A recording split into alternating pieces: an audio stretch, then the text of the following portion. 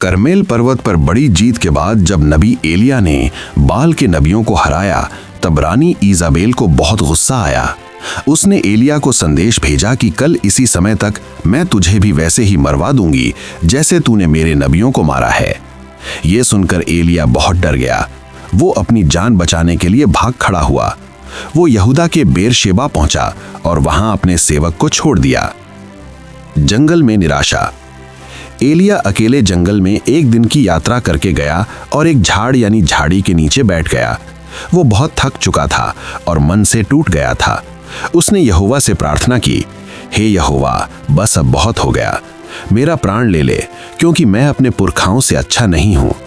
फिर वो वहीं झाड़ के नीचे लेट गया और सो गया। तभी यहोवा का एक दूत उसके पास आया और उसे छूकर कहा, उठकर खा। एलिया ने देखा कि उसके सिरहाने गर्म रोटी और पानी रखा है। उसने खाया पिया और फिर सो गया। दूत दूसरी बार आया और कहा, उठकर खा, क्योंकि आगे का मार्ग तेरे लिए बहुत लंबा है। एलिया ने फिर खाया पिया। उस भोजन की शक्ति से वो 40 दिन और 40 रात तक चलता रहा और अंत में परमेश्वर के पर्वत होरेब यानी सीनई पर्वत पर पहुंचा। वहां वो एक गुफा में ठहरा। तब यहोवा का वचन उसके पास आया, एलिया, तू यहां क्या कर रहा है? एलिया ने कहा, मैं तेरे लिए बहुत जलन रखता हूं यहोवा। इस्राएलियों ने तेरी वाचा तोड़ दी, तेरी वेदियां ढा दी और तेरे नबियों को तलवार से मार डाला। मैं ही अकेला बचा हूं और वे मेरे प्राण लेने को ढूंढ रहे हैं।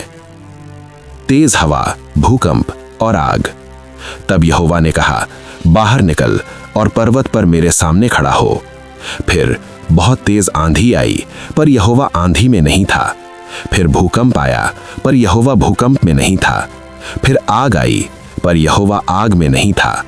इसके बाद एक धीमी और शांत आवाज आई।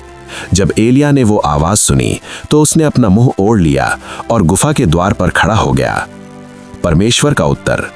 फिर यहोवा ने फिर पूछा, एलिया, तू यहां क्या कर रहा है? एलिया ने वही बात दोहराई।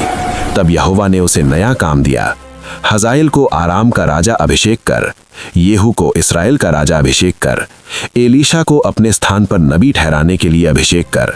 और यहोवा ने कहा, इस्राएल में अभी भी 7,000 लोग हैं जिन्होंने बाल को नहीं पूजा है, तू अकेला नहीं है। इस कहानी से सीख, जब हम डर और निराशा में होते हैं तब भी परमेश्वर हमें नहीं छोड़ता। परमेश्वर हमेशा तूफान में नहीं बल्कि शांत आवाज में भी बोलता है। आप अकेले नहीं हैं, परमेश्वर के पास आपके लिए अभी भी योजना है।